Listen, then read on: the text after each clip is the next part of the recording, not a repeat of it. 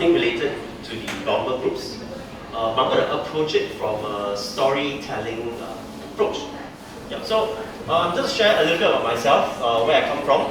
So I used to be a youth, and hopefully maybe just share a little bit of how I came to do impact work would be useful to you, to see how people actually come into this space.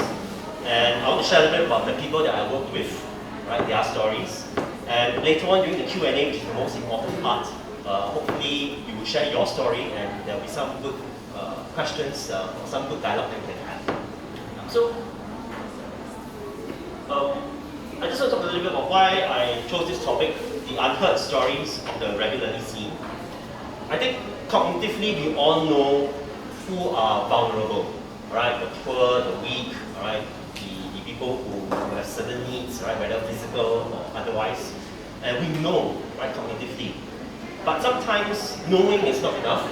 It's very important that to realize that rather than lumping them as a group, each of them are individuals like you and I, all have their own aspirations, their own dreams. And if you were to take the effort and time to look at individual stories, you'll find that the way you work will be very, very different. Okay, so hopefully today, in sharing some of these different ways we look at the problems in society or the vulnerable in society, we can do something differently. Okay, so just to share with you a little bit of what I do, I used to be a school teacher. I taught in a secondary school, a couple of secondary schools. And yeah, this is just to show that I used to be young once, like all of you, yes. And I think one thing that I realized that all of us have many interests.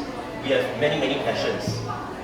But rather than just enjoying or indulging in your personal, interests, I think one thing that is good is that we can try to share this interest with others. And that's exactly what I did. As a school teacher, I really love photography, I really love traveling, right? I love outdoors, I love adventure, I love cars, I love technology. And I spent my time sharing these interests with my students. And I think that's very important. When you share a bit of yourself to someone else, you create this little, this social capital, right, that somehow can grow. And that's what happened. When I was sharing some of these things, it grew. And I managed to get connected with very interesting people, which allowed me to share with even a wider audience. The person at the corner, the white guy, the Angmo, he used to be Obama's chief blogger, right? And somehow we got connected through a mutual friend. He came to Singapore to do some projects for our government, and he needed a local guide. And he looked me up, and then we were fast friends. Dr. Dame Jane Goodall, I think everybody knows her. So when she comes to Singapore, I take her photographs, right? Whenever she goes for events. And again, did some work with Apple and Google, right? Moses will know. Right? And I think that's the whole idea that when you are good at something or you're interested in something, let's explore beyond, share with others. And maybe one day, something that you may be good at may inspire someone, right, to do good with it too. Second part of my life, I want to share about my travels. And why I want to talk about travels is because I think there's this saying called the unexamined life is not worth living. Right? I think it's from Socrates. That we spend all our life in Singapore, we are very sheltered. And again, we are always bombarded with media and news, and we think we know a lot about how the world works. So I got a rude shock, right, when I decided to leave teaching and travel. And I found that a lot of the things that were shared to me about the world is different. This is an amphitheater, it's a Roman amphitheater. So where can you find Roman ruins? So this was not in Italy. Alright, this was in Lebanon, right, in the Middle East, Roman ruins. And it was a very complete, non-destroyed, untouched amphitheater. If you go to Italy, you find most of their amphitheaters are destroyed, right, or partially damaged. Right, so on and so forth. That is the river Ganges, the burning ghats, where in the Hindu religion they send their, the afterlife by burning them in the rivers. And interestingly, just I think last year, end of last year, their president completely cleaned up the banks, right? And they built very nice structures, right, to make this into a more sustainable and cleaner way of sending away their dead, right? Again, these are some places that I visited because when I was a schoolboy, I heard about these stories. Right? I read fiction, or I even read about non-fiction, like Hadrian's Wall. If I'm not sure, many of you know Desperate Dan, Dino comics. Yeah, and that's the thing. A lot of things that we encounter in life, please, I encourage you to go out, explore, examine them, right, and think beyond your own life experience. And even when you travel, this is Agra, of course. Everyone goes to Agra when you go to India to visit the Taj Mahal.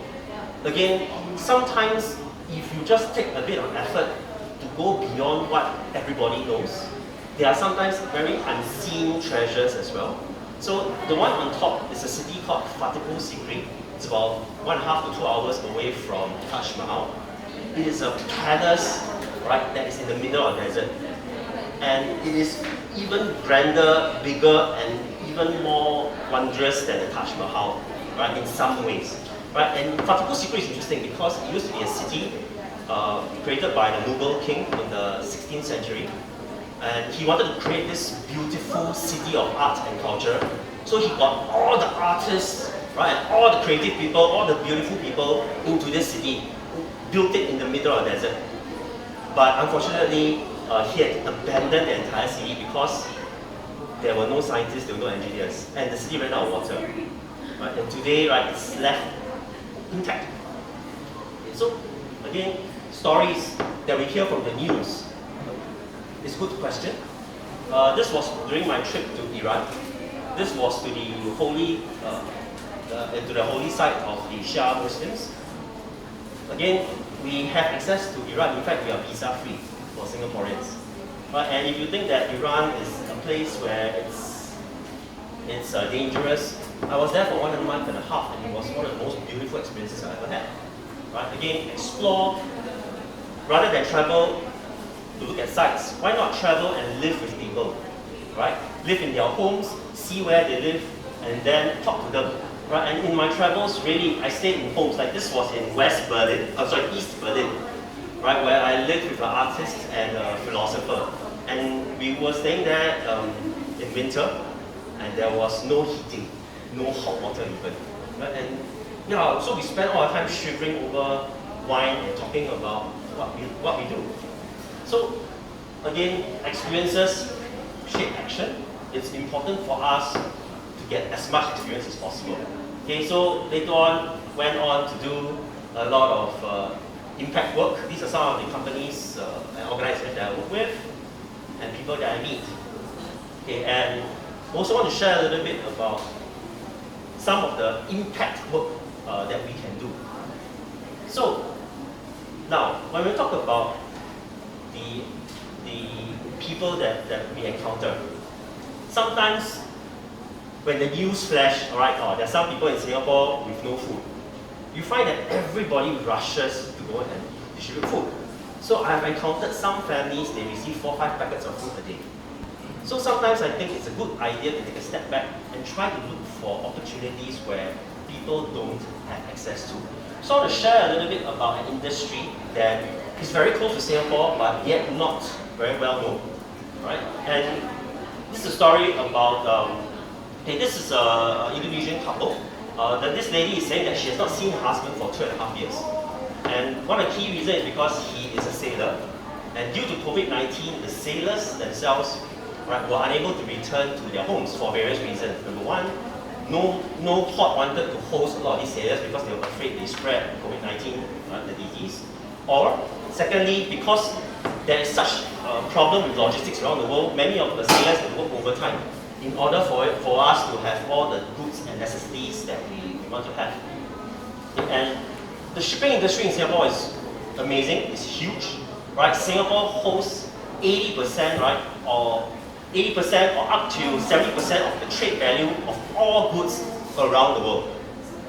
Can you imagine the number of people, the number of ships? 50,000 ships in the world, right? 130,000 vessels calls into Singapore port every year.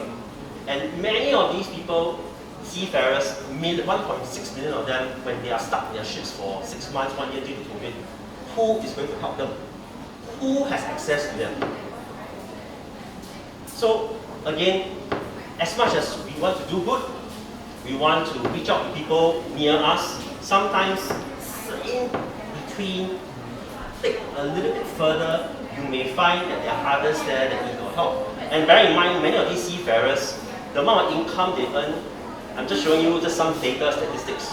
300 to 500 US dollars a month for the blue collar workers. We call them ratings.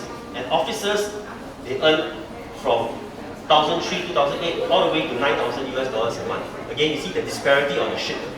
And all of them are on the same boat, literally. Right? So a lot of people that we can reach out to. And again, what can we do?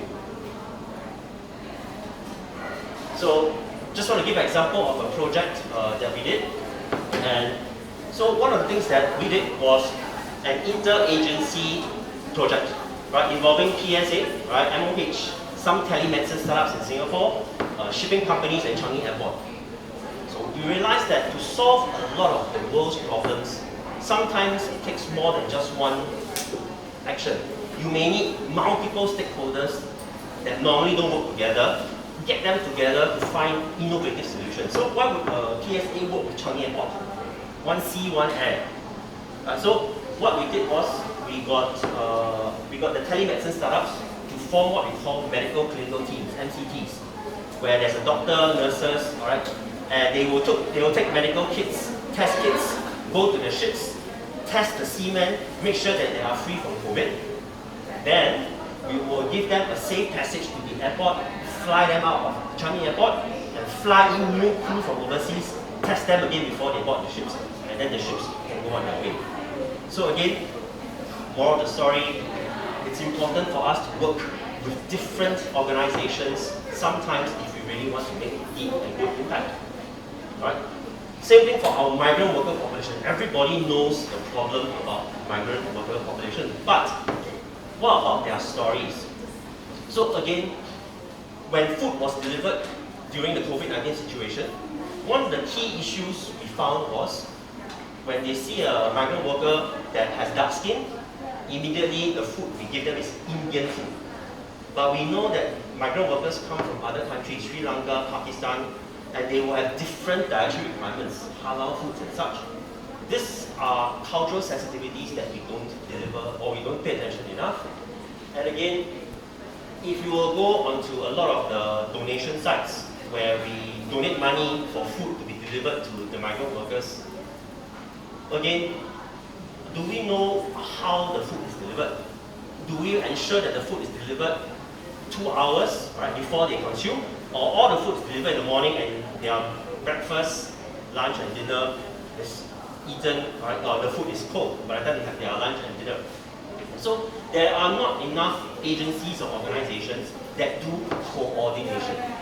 And I think this is again another story that I want to share, that it is important to take a step back, relook, rethink, and see can we work with one another such that there is a value chain and we make sure that holistically the problem is addressed. Okay, so in terms of actions,